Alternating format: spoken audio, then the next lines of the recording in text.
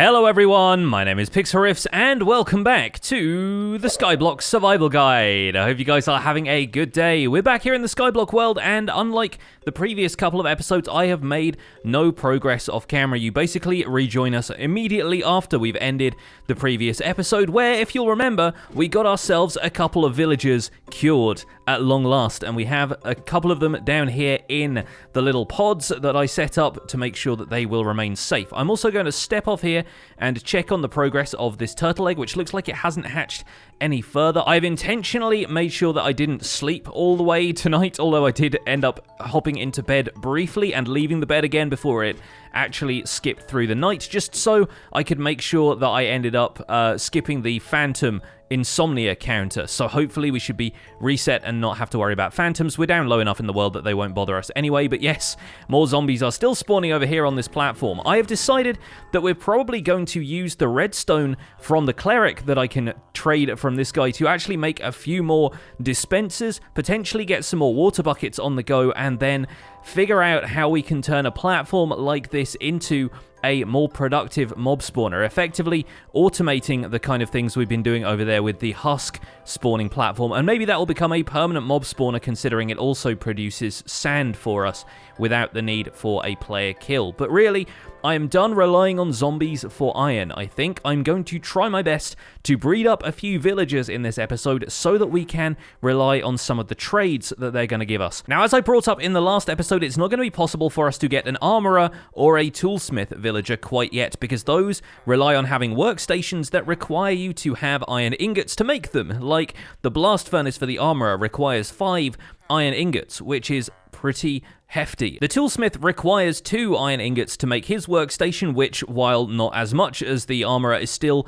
pretty significant. However, a weaponsmith would be a lot easier, as it requires only a grindstone, and that's something that you can make with a couple of sticks and a stone slab, so that is much more within my budget right now. So I think the next thing we're going to do is break out these villagers into a little breeding area, which I think for now I will make down here, purely for the purposes of breeding up the villagers, and I think, unfortunately, it is probably going to be time to get rid of these bees. A lot of them are just hovering down here at the void, and I really think we should probably get rid of them by shooting them. However, I'm a little bit worried that they're going to swarm towards me if I start shooting them, so I think for now what I'm going to do is stash all of my stuff in this chest over here on the off chance that it means something valuable might end up being lost. In particular, the emeralds are something I'm worried about preserving. I wonder if the traders will have unlocked those trades yet. No, looks like they have not, but hopefully sometime soon. Okay, let's stash all of the stone and stuff in here as well. This chest needs a bit of a rejig anyway.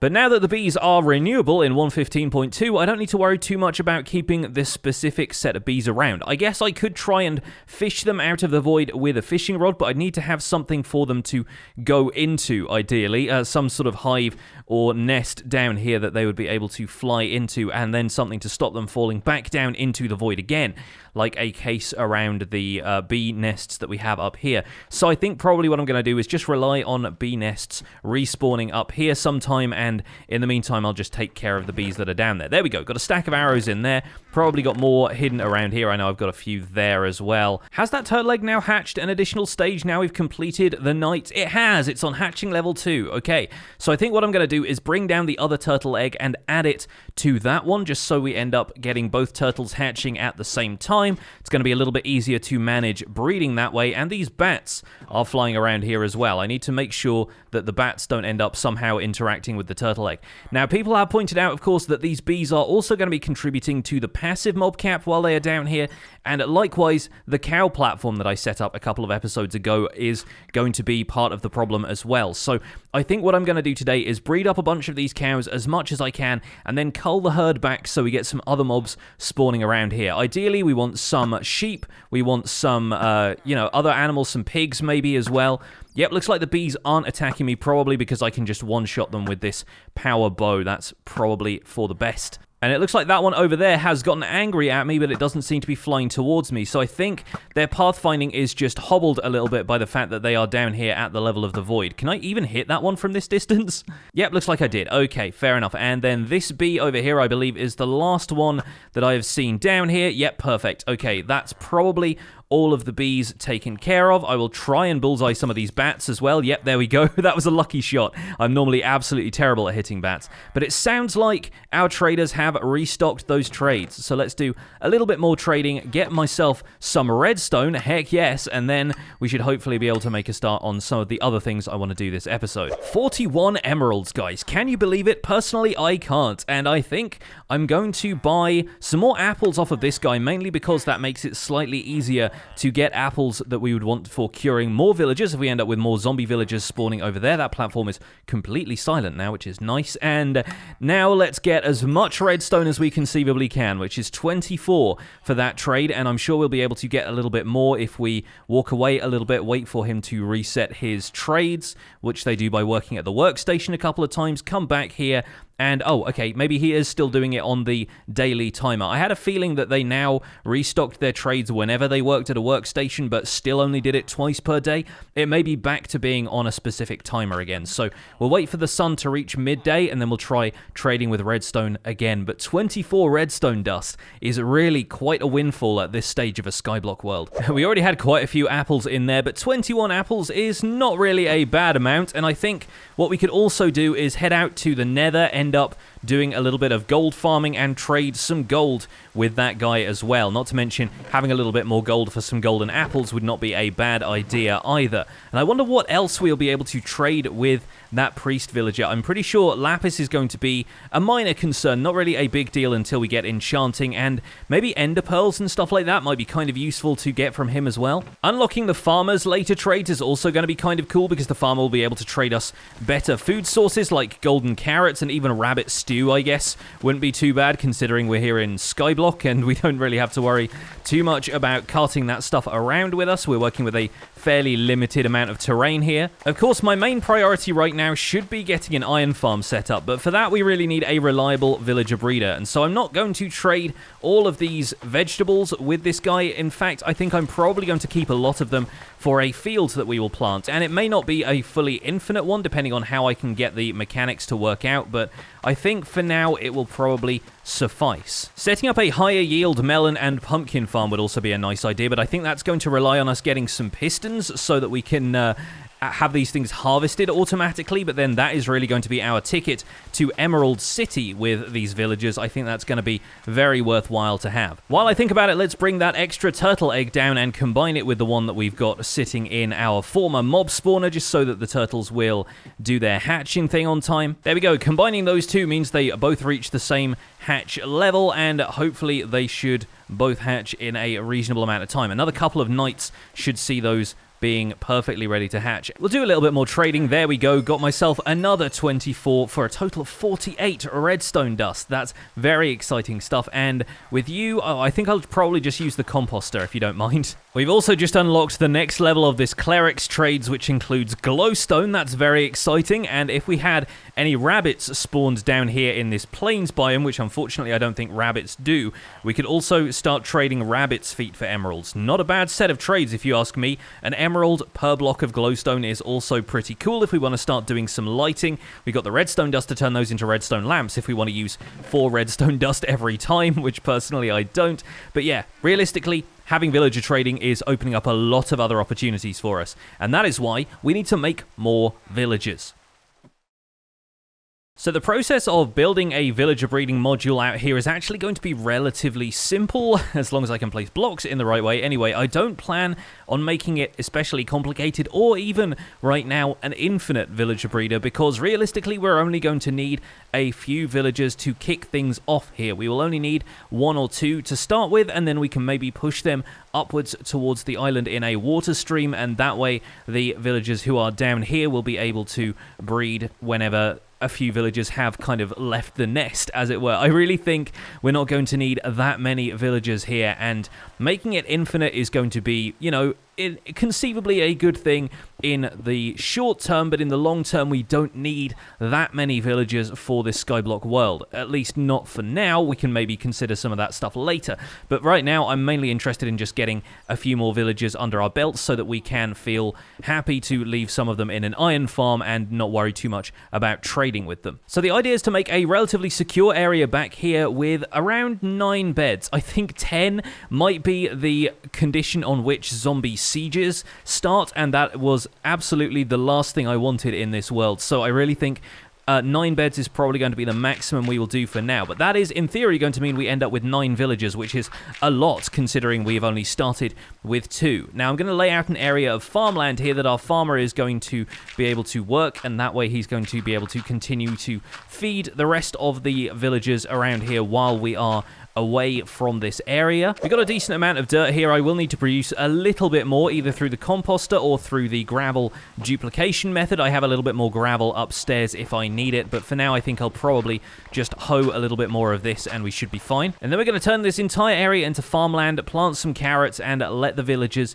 do their thing. With a few beds around the outside, that should be totally fine. The first thing we need to do, of course, is make sure that we have enough beds, and right now I've only got materials enough for 4 here, plus the one I've got over there at the husk farm, which I could probably repurpose over here, and the one that I have been using myself up there on the island. I think the next thing is really going to be to reduce the number of cows in this area so some sheep can spawn and we can shear them for their wool. Alternatively, actually, I think we've probably got enough spider string around here somewhere. And baby turtles have hatched! Look at them! Look at their tiny little bodies! That's so great. Okay, hopefully these turtles should have a nice easy time growing up. We have a little bit of seagrass we can use to breed them. In fact, I will pop a chest down here and I will put it maybe here on this corner, and we will make sure that some seagrass is in there for a little bit later when we'll be able to breed those 2 turtles up. We could grow them artificially with seagrass in the meantime, but the durability on those shears is worth preserving.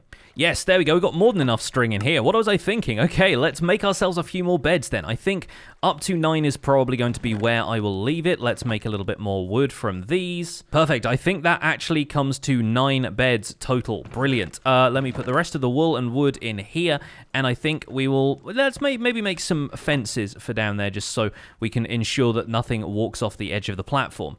Okay, the seagrass is safely in the chest. Hopefully neither of these turtles will end up too close to the corners of these blocks, because I have a feeling once they grow up they might be able to glitch through the corners here and fall down. We could maybe fill those in with blocks if I'm worried about that, but I don't think I need to worry too much about it. It is, I believe, also possible to spawn turtles on sand blocks in a beach biome. While I haven't found a beach biome yet, I expect one would be out there somewhere, so we might be able to locate that if anything does happen to those turtles, but it is nice to make sure that we can breed the turtles using the eggs that we had from the beginning. Makes things a little bit more simple, I suppose. Okay, so what we've ended up with is a 7x7 platform here, basically 3 blocks to either side of this water source. All of that farmland should hydrate nicely. We can plant a big field of carrots down here, and this is going to be the prime farming ground for the farmer and whatever villagers end up in here. Around the edges of the field, I am going to make a little bit of room that we can place down these beds, because right now I've just got them in my inventory taking up space, and I think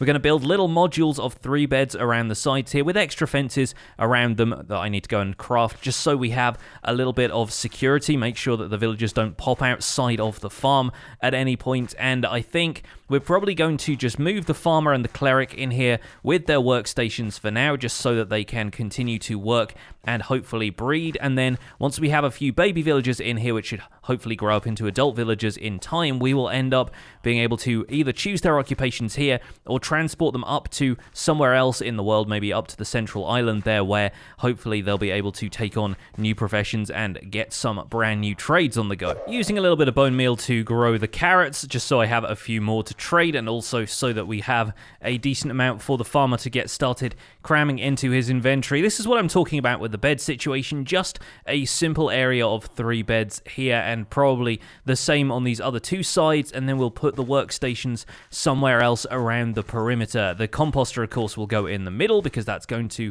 stop them bobbing up and down in the water source. I think this is going to be a neat little setup. Then if we want to, we can go onto one of these corners, build a tube upwards so that we can set up a water elevator, or maybe even replace this ladder here with a water elevator and have them use whatever we use to get up and down to the central island. I think that's going to be perfect. Let's do a little bit more work here, and then we should be able to let the 2 villagers in. Alright, all the areas where they could potentially walk off this little platform seem to have been taken care of for now. I think it should be time to let these guys out of their little trading stations here and see if they want to go to bed. Alright, let's bring the cleric out here. Looks like he's going to find his bed nice and easily. Perfect. And now, hopefully, the farmer should be able to do the same. We'll move his composter into this area now. And for now, I'm just going to put the composter in the central section there. Probably just put a stone brick block on top of it and surround that with torches so that we have light to all of the crops in the center of the farm, and also so that nothing is tempted to spawn up on top of there. Oops. I should probably make sure I don't trample the crops too much here. You know what, let's add a trapdoor to that as well, just to make sure that we can guarantee there will be nothing spawning on top of there. That looks nice and straightforward. Now let's get some sleep and see if these villagers wants to breed in the morning. There we go, they're all hopped out of bed. Lovely. Let's throw them a few carrots that I've been able to farm, and let's continue spreading the crops in this field. So we should hopefully be able to gather up a few more carrots to give to them in the meantime. I'm going to block off each of these. I'm going to bring the cleric's brewing stand in here, of course, so that we have easy access to that. I don't think he was brewing anything right away, so let's pop that down there and fill the rest of this cobblestone in. We should be able to manufacture a way for us to get out of here via ladder or something like that a little bit later. Let's throw out some of these carrots so they can start throwing them back and forth to each other, beginning that courtship process. And the fact that there is an empty bed here, a spare bed, should mean that they are interested in breeding fairly soon. We'll probably add a few more beds around the outside here, though, to speed up the process and make sure it continues once these two have produced their first child. And in the meantime, if we get any more zombie villagers that we fancy bringing over here and curing, we can always cure those to get the extra trade discount, which would not be a bad thing considering that we have a lot of trading to do in the near future. That's a problem. That's a problem. We might need to make sure that that brewing stand is moved a little bit further away just so they can't jump up on the fences with it, because the last thing we want right here is one of the villagers to throw itself into the void by mistake. So maybe we will add to the fences around the outside here as well, just making sure that there is enough lighting to make sure no mobs will spawn and just walk into this farm and try and take out the villagers. And it looks like our 2 turtles have grown up and produced 2 scoots. There it is, scoot.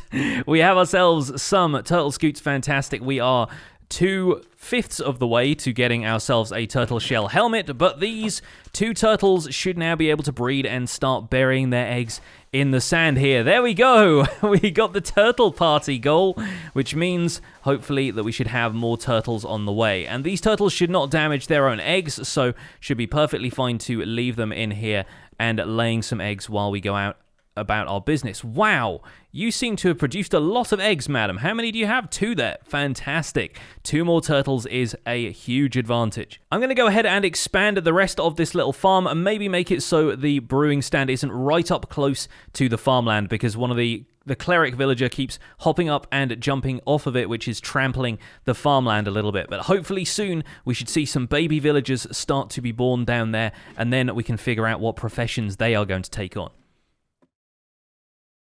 Hey folks, welcome back, and there is some great news. Our villagers have started to breed. They've already produced 1 child, and it looks to me like a second child is going to be on the way very, very soon. The child is jumping up and down on the bed a little bit, but the fences around the outside here have been heightened a little bit just so that we can have a little bit more room so that they don't end up jumping from the beds to the fences and then off the edge of the world. I feel like if they got down to the other side of those blocks, they might not walk off the edge willingly, but I have a feeling they wouldn't be able to get back over through the fences. But there we go, we have 2 child villagers now, and a few more should be on the way. They should breed until they fill up all 9 of these beds, at which point we will have 9 villagers. So I've moved the brewing stand over here against the wall. I've moved the wall up 1 block to make sure that they don't end up like jumping over the top of it, thanks to the brewing stand. And now I'm trying to figure out exactly which workstations I can make with the resources I have available to me.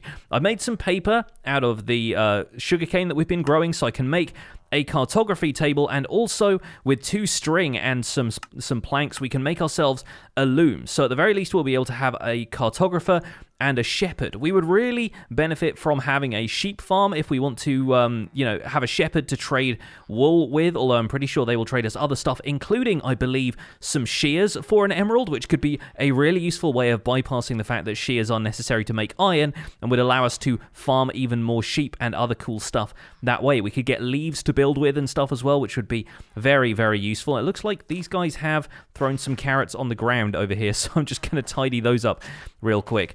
Now, in terms of other workstations we can make, I'm pretty sure we can make a lectern so that we could get a librarian as well. And, of course, I mentioned earlier the grindstone so we can get ourselves a weaponsmith. And the weaponsmith, I think, is going to be one of our highest priorities because it's going to allow us access to iron and diamond tools. So I'm not going to worry too much about the cartography table and the loom just yet. Instead, I think I'm going to make myself a couple of other workstations and wait for these two to breed before we add in the cartography table and the loom. Those are kind of peripheral at this point. And instead, let me look up what I need to make a grindstone because I have forgotten this entirely. You need 2 planks, 2 sticks, and a stone slab. Okay, so I already made some stone slabs. I just didn't realize that I didn't have enough sticks on me. That should be enough to make ourselves a grindstone. Perfect. I'm going to pop that in here now so that when one of the baby villagers grows up, which should hopefully be sometime soon, they will instantly become a weaponsmith, and that is going to be very useful for us. Another thing we can do is grind this gravel until we get a little bit of extra flint, because 2 flint and 2 wood, or maybe it's 4 wood, I can't quite remember the recipe, but it's a fletching table, and Fletchers are very cool in that they will actually buy sticks from you for emeralds, and sticks, of course, with a tree farm like the one we have up there, are a nice, easy resource to acquire. Don't even need to worry about farming mobs the same way you do for things like rotten flesh.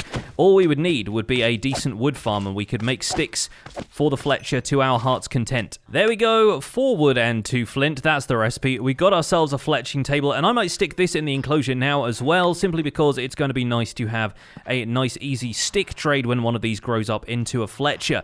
What's next? I'm trying to think of the other stuff that we can make with the resources that we have. We will definitely be able to make a barrel that could be the workstation for a fisherman, but then aside from that, things get a little bit more complicated. We've got the brewing stand there for the cleric already, but some of the others require iron. We mentioned the smithing table and the blast furnace earlier, but cauldrons are for leather workers, and even though a leather worker would be a great person to trade with considering how many cows we're able to breed up now, I have a feeling that it's going to be difficult to get 7 iron for a cauldron. Not only that, but the 2 iron farm designs that I know of require a cauldron for a zombie to stand in so that it scares the villagers properly, so we might need to save any iron that we can get towards a cauldron so that we can make an iron farm, or just design a different type of iron farm, I suppose, but I'm not certain what form that would take at this point.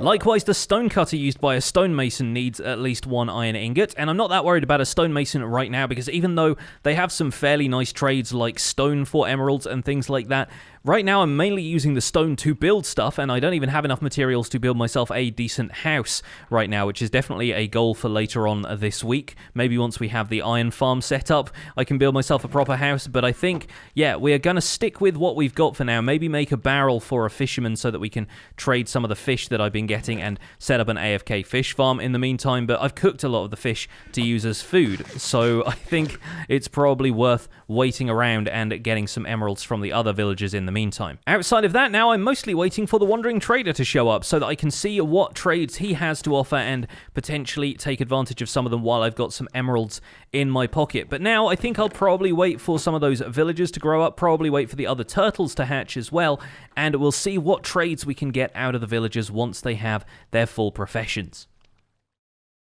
Well, folks, it has been a very productive day. For a start, I've gone ahead and culled some of the cows in there, getting myself a decent amount of leather and raw beef. That's going to cook up nicely for some steak, and hopefully, with a few more of these cows taken care of, that should maybe open up a little bit of space for some passive mob spawning down here. Not only that, but we have a Fletcher who will trade me emeralds for arrows, which might be worthwhile. He'll also turn gravel into flint for me.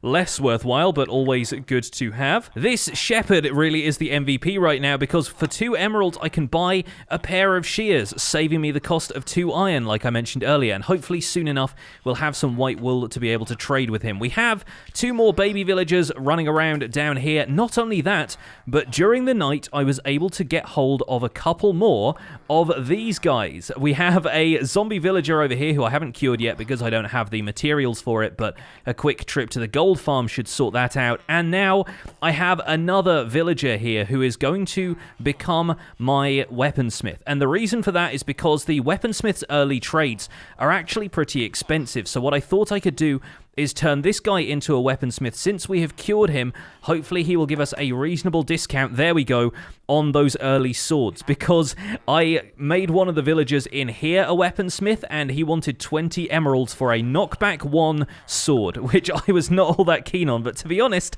having 12 emeralds for a smite 2 sword is, for a start, a little bit better, and also it gives us access to not only iron tools, but then iron nuggets as a result of that, because if we buy tools from this guy, we'll be able to smelt them down for iron nuggets, and can potentially produce iron ingots that way. Now, is that going to be anywhere near affordable? Probably not, but it is another avenue towards getting ourselves some more iron. And in the meantime, I think I'm kind of happy buying myself an iron sword, because my sword just broke over a zombie's face earlier, and I could really do with something a little bit more durable. So some of our first iron tools, or at least like undamaged iron tools anyway, are going to come from this guy, and hopefully we should be able to trade with him a little bit more. I know that the coal trade is going to be difficult, because while we have charcoal, he won't accept that in trade. He's only going to accept coal, which in this map is only going to be farmable through wither skeletons. So we might need to get a nether mob spawning platform up and running fairly soon, at least a more efficient one than the one we have already. But this is a major development in the Skyblock world. Having access to more of these trades is going to mean a huge diversity of things opens up to us. And of course, if we don't like the trades that they have, we can always break and replace their workstations during the workday. That guy just became a cartographer, so we can trade with him for paper and so forth, but we can always put the fletching table back and see if one of these younger villagers picks up the Fletcher's profession and hopefully starts trading us some sticks in a short while. But folks, I think that is where we're going to leave this episode of Skyblock. We've made a lot of progress today, and I'm very happy with the amount of villagers that we now have. Hopefully I'll be able to cure this zombie villager here as well, and he'll be able to give us even more discounted trades on a variety of things. But for now, we're going to leave it there. Thank you so much for watching this episode of the Skyblock Survival Guide. My name has been Pixlriffs. Don't forget to leave a like on this episode if you enjoyed, subscribe if you want to see more, and I will see you guys soon. Take care. Bye for now.